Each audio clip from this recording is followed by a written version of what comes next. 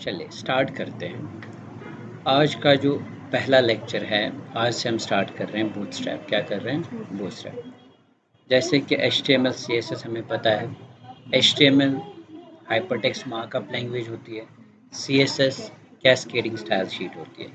अगर हम एक वेब पेज की बात करते हैं या अगर एक वेबसाइट की बात करते हैं, दो चीज़ें होती है, एक होता है फ्रंट एंड, दूसरा होता है बैक एंड।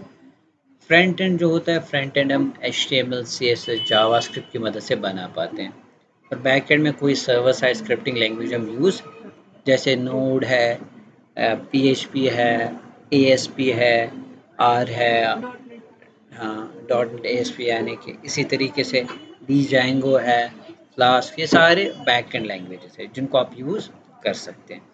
लेकिन यहाँ पे जो हम स्टार्ट कर रहे हैं बूटस्ट्रैप है। सो बूटस्ट्रैप को अंडरस्टैंड करने के लिए सबसे पहले आपके पास HTML और थोड़ी सी CSS की नॉलेज होनी चाहिए, तभी आपको थोड़ा सा बूटस्ट्रैप अच्छे से समझ आ जाएगा। अगर अगर आप लोगों को बूटस्ट्रैप और CSS की, HTML और CSS की नॉलेज नहीं है तो कोई प्रॉब्लम, मैं कोशिश करूँगा फिर भी आपको पूरी तरीके से एक्सप्लेन करने की। ठीक है। सो बूटस्ट्रैप है क्या? सबसे पहले हम कहते हैं बूटस्ट्रैप जो है, it's a front end framework. Front end framework, front end मैंने कहा है, जो वेबसाइट होती है, जो वेब पेज होती है, उसमें दो चीज़ें होती है। एक होता है बेटा हमारा फ्रंट एंड और दूसरे होते हैं हमारे बैक एंड। सो बेटा दो चीज़ें होती है, फ्रंट एंड और, सो website is made of two things, front end and back and. Front end जो है वो बना होता है, HTML होता है उसमें, CSS होता है और जावास्क्रिप्ट होता है। जैसे HTML जो है, we call it content layer because it describe the structure of a web page, यानी कि कंटेंट जो भी होता है वो किसकी वजह से होता है? HTML। ठीक है। और उसी को ब्यूटीफुल बनाने के लिए CSS यूज़ करते हैं, इसलिए हम इसको बोलते हैं प्रेजेंटेशन लेयर भी। क्या बोलते हैं? Presentation layer. दैट मीन्स अगर आप सिंपल HTML यूज़ करोगे, you can create a web page but it will be like totally black and white, but no attractive. So in order to give it attraction, yeah, attractive, yeah, user good experience, we use CSS for that. That is cascading style sheet. तो CSS इसी तरीके से इन दो की मदद से हम भी एक वेबसाइट बना सकते, फ्रंट एंड बना सकते। लेकिन एक वेबसाइट अगर एक कॉम्प्लेक्स है, एक बहुत बड़ी वेबसाइट, उसको काफ़ी टाइम लगेगा बनाने में। ठीक है। इसीलिए हम फ्रेमवर्क्स का इस्तेमाल करते हैं। क्या यूज़ करते हैं? चाहे वो फ्रंट एंड बनाना हो, बैक एंड बनाना हो। इसीलिए आजकल जो कंपनीज होते हैं, they demand frameworks. They will ask you first, what do you know? I know this, I know this, do you know any framework of this?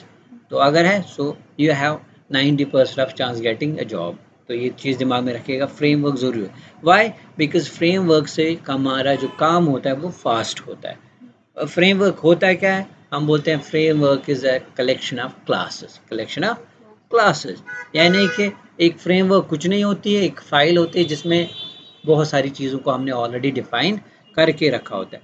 Basic से styling वो सारी चीज़ें करके रखी होती है, और फिर सीधे उनको हम use, like you are like engineers, I would say, like आप लोगों ने लैंग्वेजेस पढ़ी होगी, C++, जावा, .NET, या अगर नहीं पढ़ी है, आप देखोगे हर एक लैंग्वेज में प्री डिफाइंड चीज़ें होती है।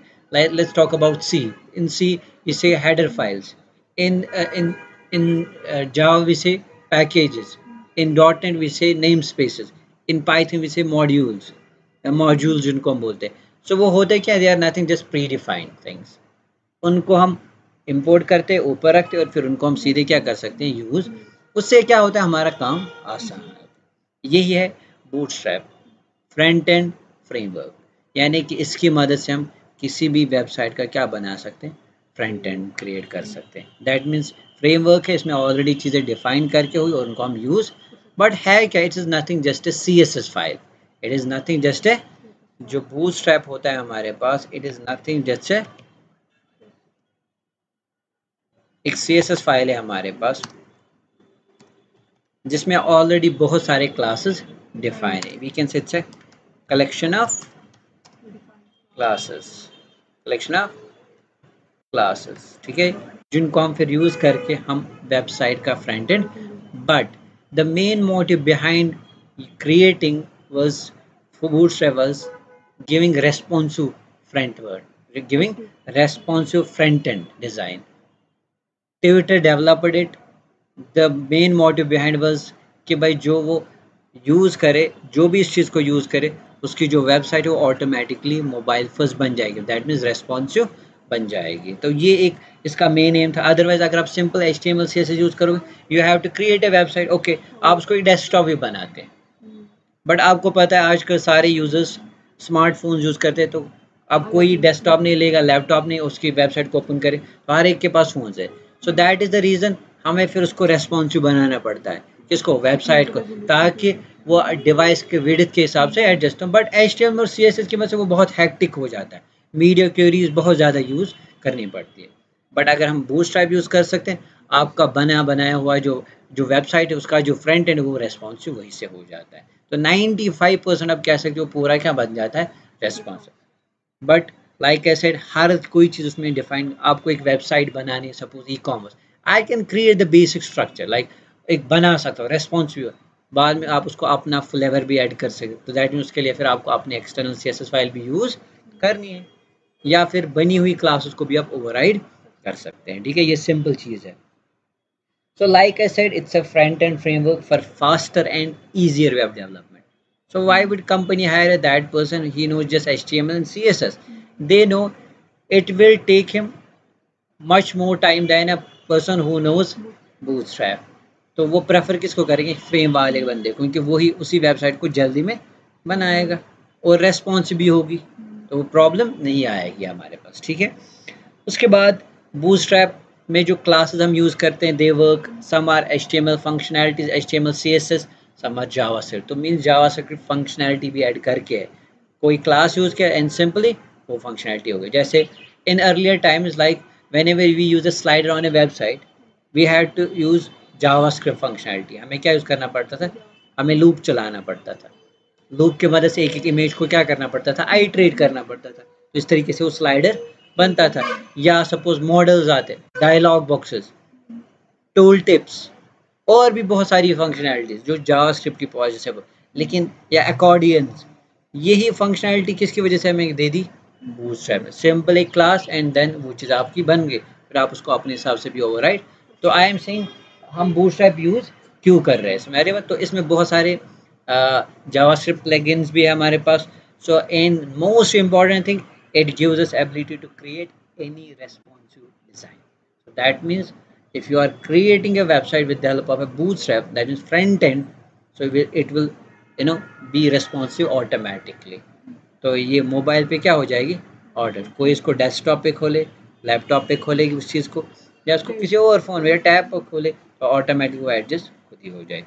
हाँ, थोड़ा सा फिर इक्का दुक्का और भी चेंजिंग लानी पड़ती है उसमें, बट 90% खुद ही हो जाएगी हमारे पास। ठीक है, रेस्पॉन्सिव डिज़ाइनिंग किसे कहते हैं, यानी कि जब आपकी जो वेबसाइट है ऑटोमेटिकली अपने कंटेंट को एडजस्ट करे, किसके हिसाब से, डिवाइस के विड्थ के हिसाब से, ठीक है, या रेजोल्यूशन या जो भी होगा उसके हिसाब से। तो वो चीज़ दिमाग में रखिएगा बेटा, वो चीज़ सिंपल है।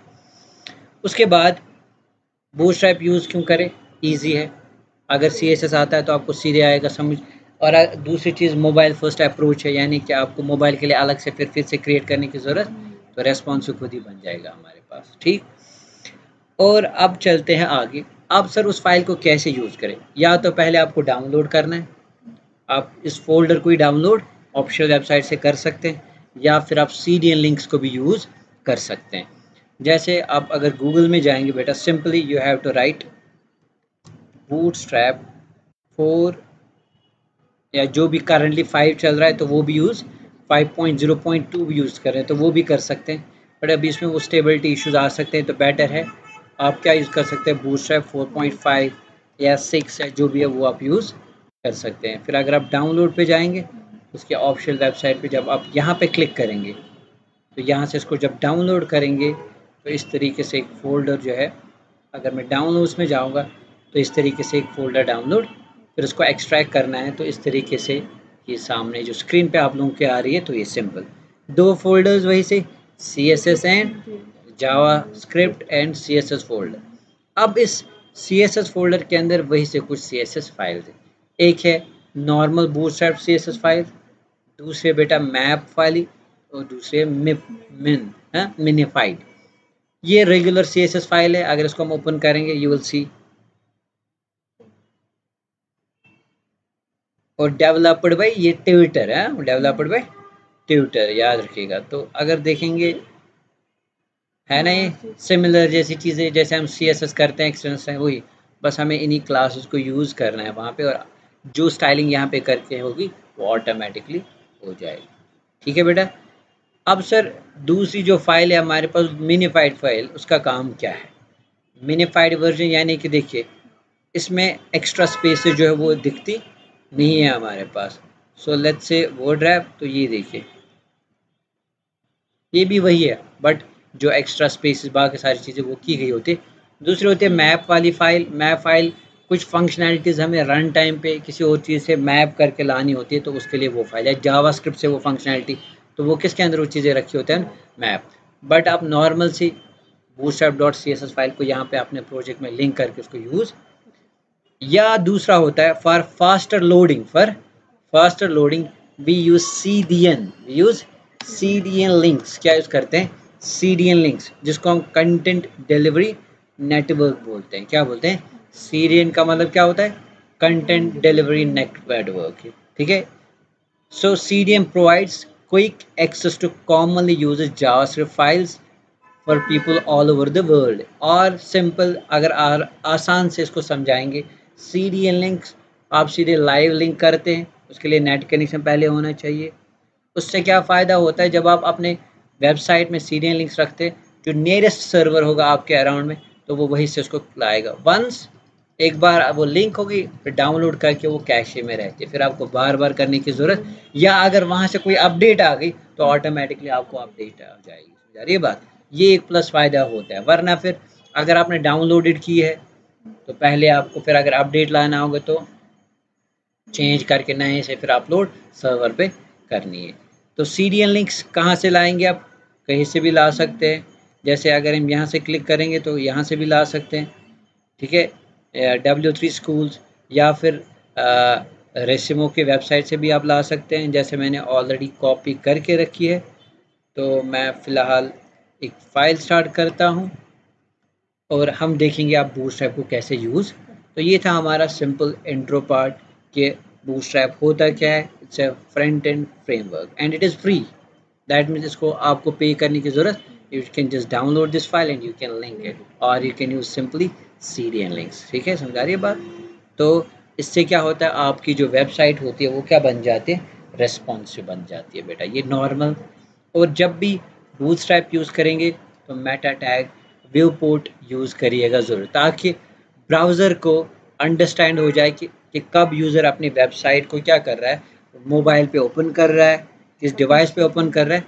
तो ऑटोमेटिकली जो मेटा व्यू पोर्ट टैग होता है वो ब्राउज़र के लिए इंस्ट्रक्शन होती है कि भाई ये वेबसाइट जो है किसी डिवाइस पे ओपन हो रही है, और अकॉर्डिंगली जो कंटेंट है उस हिसाब से क्या हो जाएगा, और उस पर जो रेस्पॉन्सिव डिज़ाइन है वो किक इन हो जाएगी। दैट मीन्स उस पर वो काम करना स्टार्ट करेगी। ठीक है, तो चलिए स्टार्ट करते हैं। सबसे पहले सिंपल फाइल को क्या करेंगे बेटा? सेव करेंगे। चलिए I will save it on my desktop. Let's give it, और डॉक्यूमेंट्स में स्टोर करते हैं। चलिए इसका नाम रखते हैं बूटस्ट्रैप लेक्चर 1 डॉट, एक्सटेंशन क्या रखेंगे बेटा? HTML और HTML। उसके बाद सिंपल HTML प्रेस करेंगे तो सबलाइम टेक्स्ट एडिटर हम यूज़ कर रहे हैं, आप कोई भी एडिटर यूज़ कर सकते हैं। ठीक है, सबलाइम, एटम है, या VS कोड है, या नेटबीन्स का है, तो हमारे पास बहुत सारे जो आप यूज़ एडिटर्स है। तो नॉर्मल सबलाइम रख करिएगा क्योंकि हल्का होता है और इसमें फास्ट होती है CSS, या जो अगर वेब डेवलपमेंट पे आसान रहता है इसके लिए। ठीक है, अदरवाइज मोस्ट डेवलपर्स चूज़ करते हैं VS कोड क्योंकि उसमें बहुत सारी फंक्शनैलिटीज़ होती है। बट HTML और CSS के लिए I think this is enough. अगर आप एक फ्रंट एंड बना रहे हो उसके लिए सबलाइम अच्छा होता है।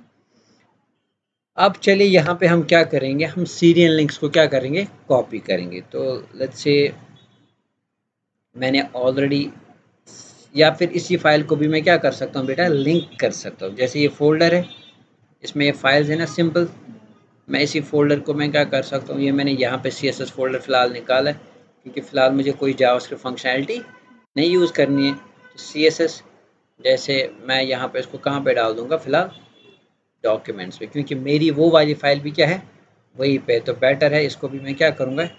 यहीं पे चलिए पेस्ट कर देते हैं, ठीक है। तो लेट्स से लिंक क्या यूज़ करते थे, शाबाश, लिंक। उसके बाद CSS फोल्डर है वहाँ पे, उसके अंदर एक फाइल है बूट स्ट्रैप डॉट CSS, ठीक है। अब यहाँ पे चेक करते हैं कि बूटस्ट्रैप जो है वो लिंक हो भी रही है कि, you can see it's a normal file. मैंने इसको कहा एक फोल्डर है वहाँ पे, उसी के अंदर एक फाइल है, उसको इसके साथ लिंक करें। चलिए लेट्स से क्लास, मैं एक नॉर्मल सा क्लास यूज़ करूँगा जम्बोट्रॉन। आई वांट टू सी कि जो सीरियन जो बूटस्ट्रैप फाइल है वो लिंक हो रही है। तो देखो मैंने कुछ नहीं किया, मैंने एक डिवीजन यहाँ पे यूज़ किया और उस पर एक क्लास यूज़ किया जम्बोट्रॉन। तो आप देख सकते हैं ग्रेज डिवीजन है, सो दैट मीन्स सीरियन यानी कि जो मेरी बूटस्ट्रैप फाइल है वो लिंक हो रही है परफेक्टली, ठीक है। या फिर आप ऑनलाइन फाइल जो है उनको भी लिंक कर सकते हैं, सीरियन लिंक भी कर सकते हैं। जैसे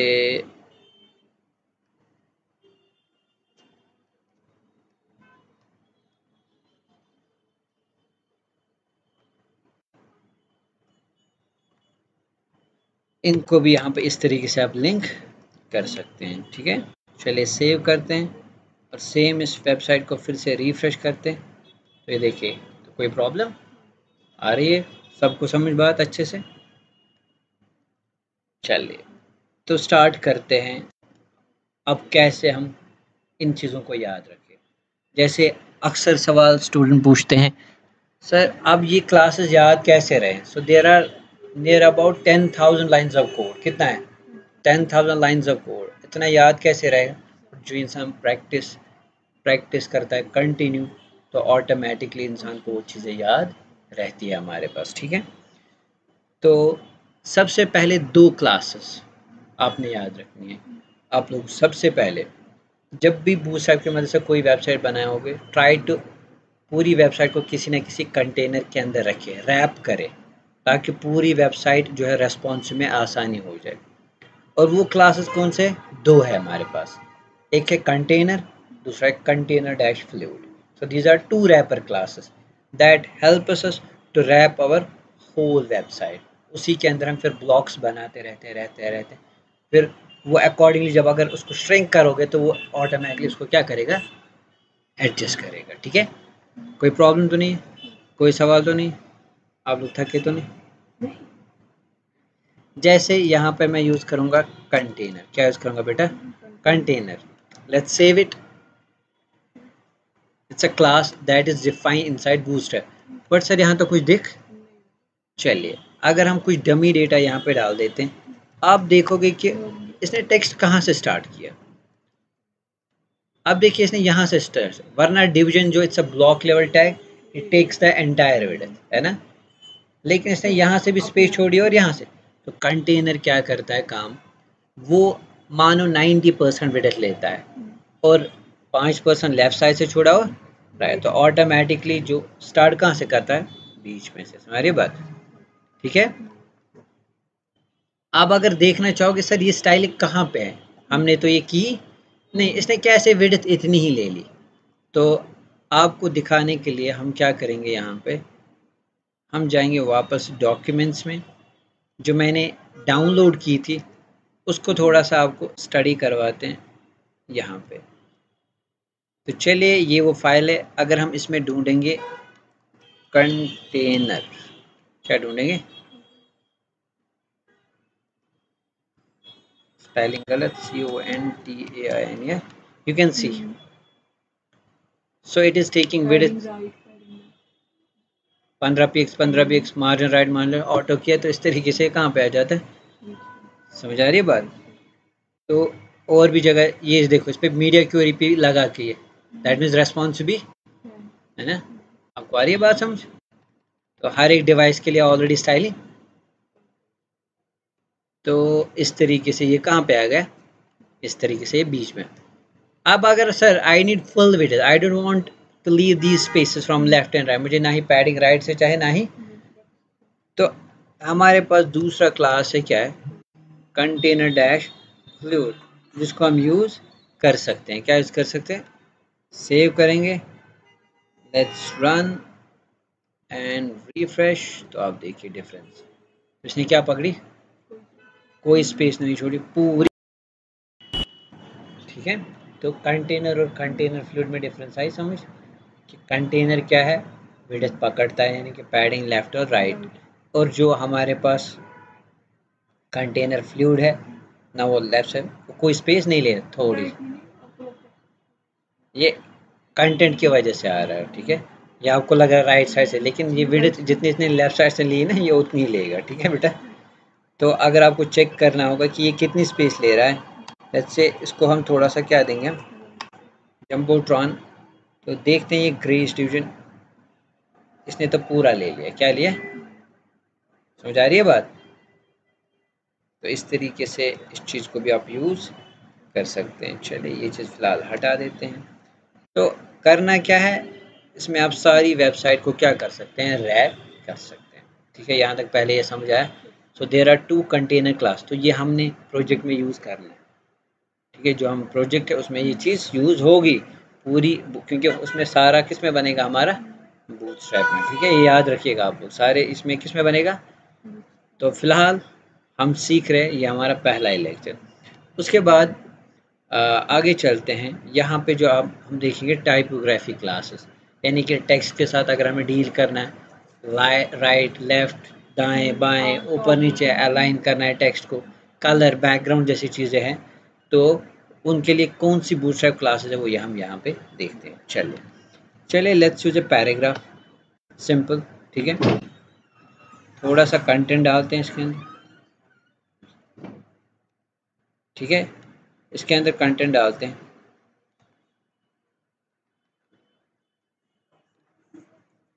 ठीक है, ठीक है, यहाँ पे जैसे अगर मैंने यूज़ किया क्लास टेक्स्ट डैश सिंपल, मैंने क्या यूज़ किया, क्लास, मैं कहीं स्टाइलिंग नहीं कर रहा हूँ, बट द मोमेंट जो मैं इसको रिफ्रेश करता हूँ तो हमारा टेक्स्ट कहाँ पे है। ठीक है, चलिए इसी को कॉपी करेंगे और यहाँ पे हम करेंगे okay, let's do one thing, text dash,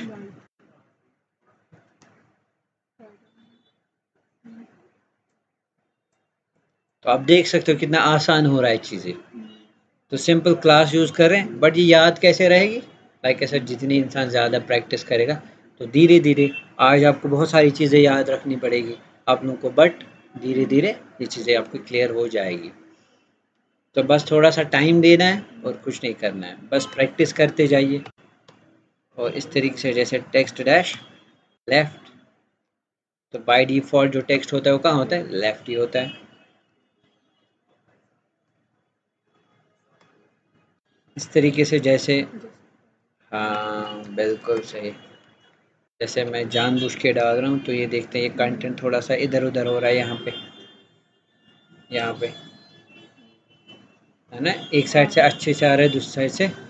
तो लेट्स डू वन थिंग, हम क्या यूज़ करेंगे यहाँ पे,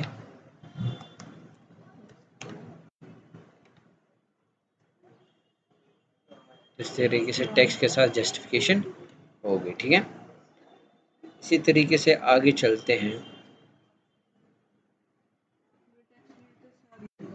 हाँ, टेक्स्ट रिलेट कलर वालर जो भी हम यूज़ करेंगे, या इसी तरीके से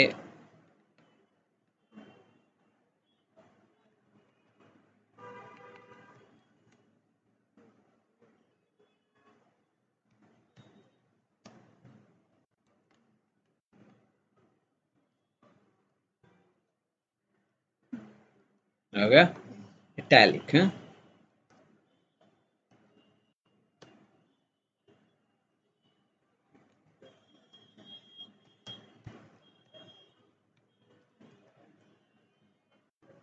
बोल्ड, हाँ, फॉन्ट में डैश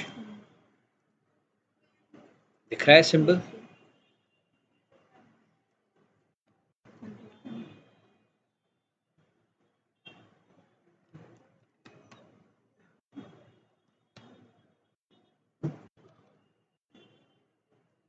थोड़ा सा क्या कर सकते हैं, लाइट, तो हो गया।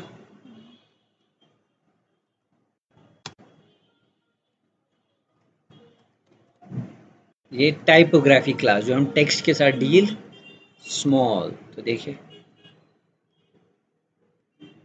आप मल्टीपल क्लासेस भी यूज़ कर सकते हैं, जैसे हैं, जैसे कॉपी करके, एक तो मुझे स्मॉल भी चाहिए लेकिन क्या चाहिए, सो यू कैन सी,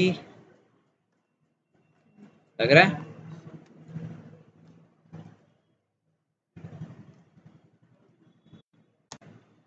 इसी तरीके से कॉपी करते हैं और यहाँ पे क्या करेंगे हम, पेस्ट।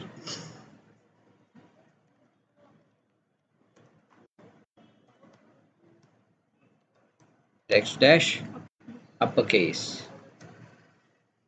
नॉर्मल, पूरा टेक्स्ट जो है किस में चला गया, so you can see the whole text has been transformed to uppercase, and let's paste it again. Let's say text dash lowercase, so that means every character is going to be converted into lower. तो इस तरीके से सारा जो text हो किस में चला गया, हमारे लोअर केस। तो ये आपने याद रखनी, इन पे हम देखेंगे बाद में, इसकी मदद से एंड पे जब हमारा एक कंप्लीट एक पूरा एक कैसे बना सकते हैं, ठीक है।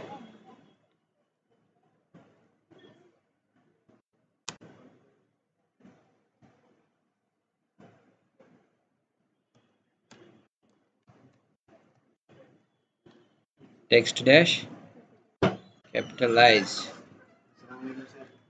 टेक्स्ट डैश कैपिटलाइज, जैसे फर्स्ट कैरेक्टर हर एक का क्या चला गया, कैपिटल चला गया, फर्स्ट लेटर हर एक का क्या चला गया, कैपिटल चला गया। सो टेक्स्ट डैश कैपिटलाइज फिलहाल, ठीक है।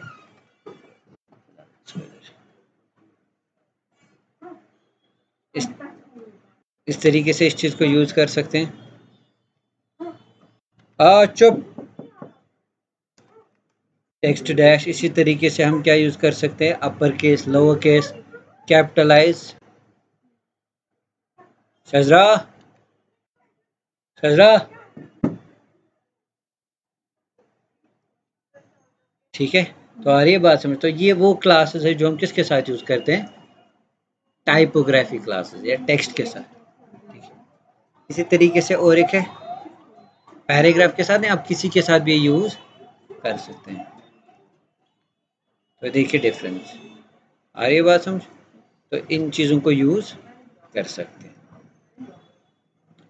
साथ साथ इसी के साथ, ज़्यादा तो नहीं हो गए, ठीक है, 2 मिनट वेट, चुप, क्या, आराम से बैठो। उसके उसके बाद यहाँ पे सबसे पहले, जैसे अब कलर्स के साथ अगर डील करने होंगे, ठीक है, टेक्स्ट डैश प्राइमरी। तो देखिए कलर कैसा है, टेक्स्ट है ब्लू, हाँ। तो यहाँ पे वो कलर्स है जो लाइक डिसेंट, जो बहुत जगह यूज़ करते हैं नॉर्मली जो डेवलपर्स, तो वो ऑलरेडी ये क्लास हमने कोई अभी CSS अप्लाई नहीं किया है यहाँ पे। तो चलिए इसी तरीके से टेक्स्ट डैश सक्सेस,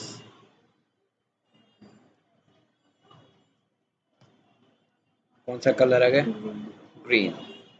इसी तरीके से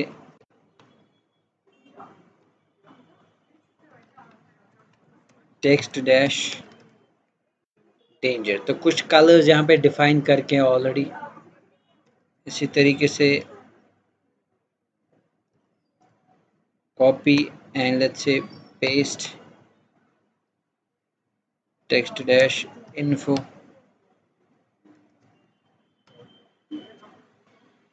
आ रही है बात समझ, थक तो नहीं है, आई ओके,